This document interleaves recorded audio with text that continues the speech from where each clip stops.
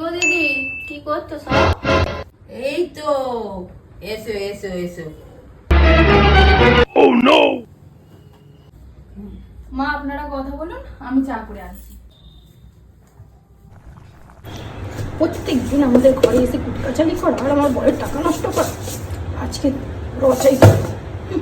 তারপর বলো দিদি, তোমার নতুন বৌমা নিত্য নতুন রান্না করে খাওয়াচ্ছে তো? আর কি বলবো দিদি, মনের কথা। একটা মাত্র ছেলে, কত আশা করেছিলাম।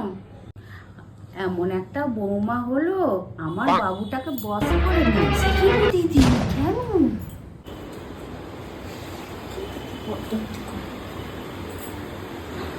ওই যে কুটনি বাজি শুরু হয়ে গেছে আবার।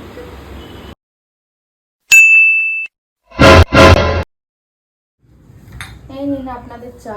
বলেন দিদি, ভাগ্য করে একটা বৌমা করেছি। মা, আপনার চা।